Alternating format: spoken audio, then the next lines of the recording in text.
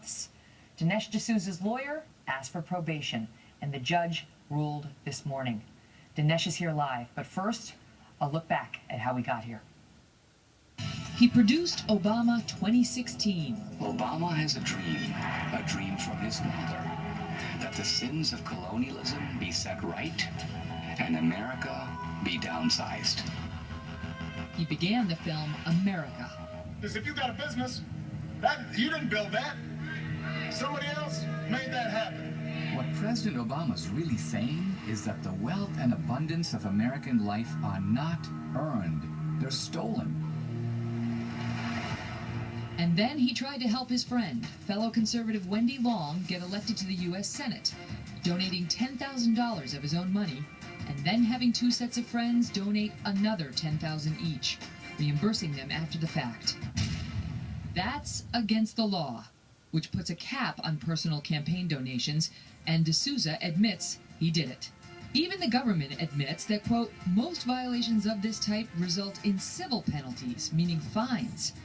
But D'Souza instead faced criminal charges and a prosecutor determined to put him behind bars.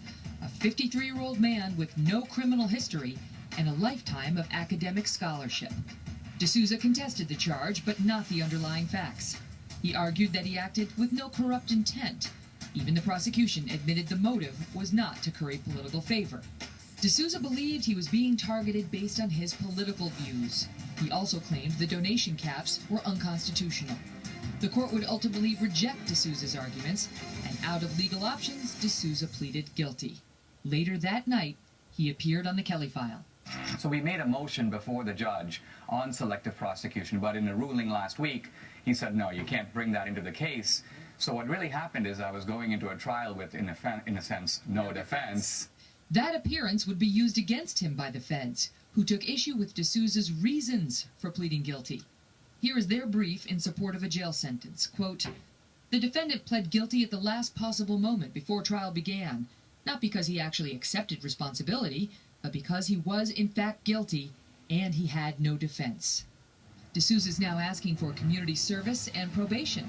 The government wants him behind bars, serving time he deserves, or a victim of political payback.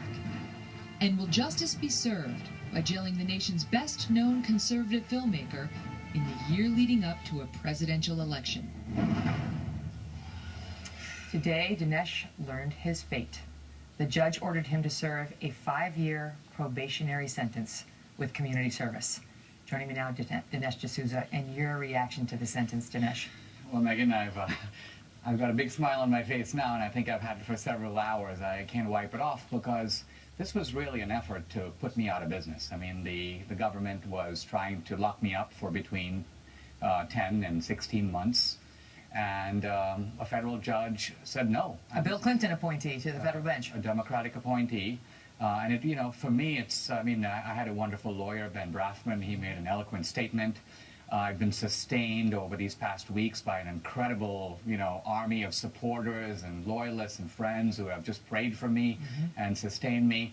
But today, you know, my faith in an independent judiciary is affirmed. I mean, my own country tried to get me and put me away, and the court said no. When I read the government's brief, they made no bones about it. They thought you should serve a minimum of 10 months, but they really wanted you to go to do the full thing, 16 months in prison, because they said you were not remorseful, that the only reason you pleaded guilty is because you had run out of options, and they likened you to corrupt people who try to curry favor with the politicians by making these donations as opposed to trying to help a friend.